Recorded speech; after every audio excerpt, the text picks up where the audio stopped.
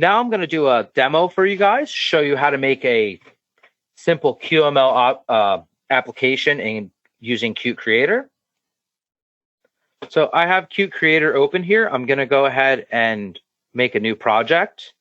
I'm going to choose a quick empty application. I'm going to finish through the wizard here, giving my project a name, selecting kits and so forth. And that's going to go ahead and create a simple template for my project. It's going to give me a project file, which is going to set up the make file for my native build environment when I build this. I'll get a main.cpp file. Here it's picking what QML file it's going to load. Later on, it loads it and then runs our application loop. And then we have our main.qml file. This main.qml file is just a simple window with a title set. If we run this, we'll have nothing in the window. It just has a title. So we're going to go ahead and add some stuff to this window. I'm going to start by putting a rectangle in here. And I'm going to set the color of this rectangle to be purple. And then I'm going to go ahead and run this again. Now, you may be wondering, where is the rectangle? You can see that our title has changed to demo, but the rectangle isn't shown anywhere here. That's because by default, the rectangle has a size and a width of 0. So we need to define its size and width before we can see this object. Now, for those, I'm just going to use the parent as a reference here. I'm going to use the parent's width. We'll set that to half, and I like to set the width and height on the same line. So I'm going to separate them by a semicolon. And we're going to use the same for the parent's height. We're going to divide that by 2. And then what we'll do is when we run this, we'll have a rectangle that's half the size of our parent. And as we resize this window, the size of our rectangle is also going to change. One other thing I want to do is I want to center this inside of our parent. So I'm going to use the parent's width minus our width. And then I'm going to divide that by 2 for our x. I'm going to do the same thing for the y, but of course I'm going to use the height here.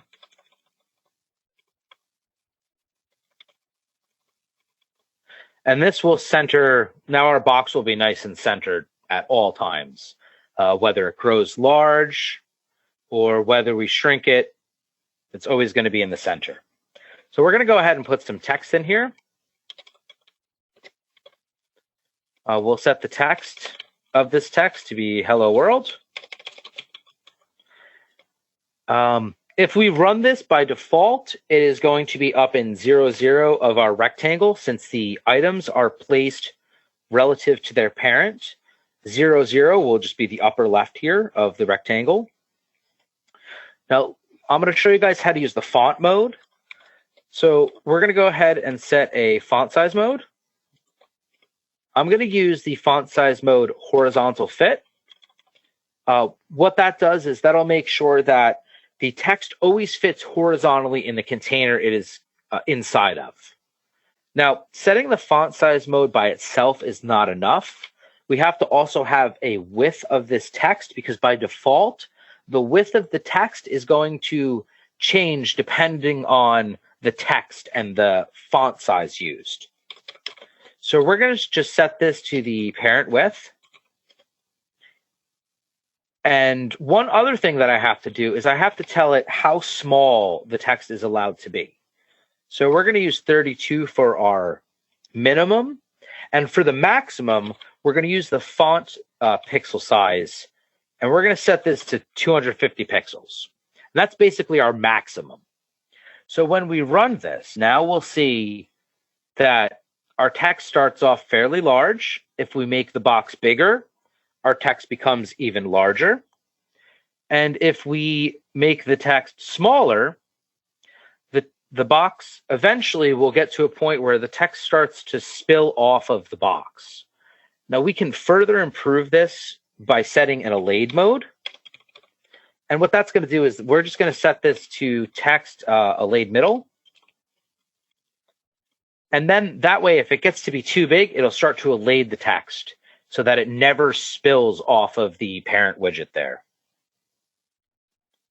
So if we look here, as it shrinks and it starts to spill off, it just starts to elade the text, and the text can never now spill off horizontally.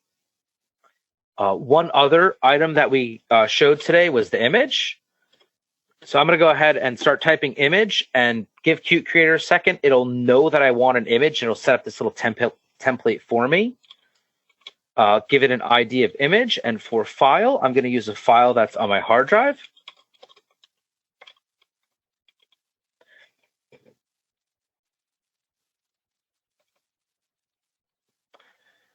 Now here, what we want to do is we want to set our width and height of our window to be the size and height of our image, since the image is going to be automatically set to the source image's size.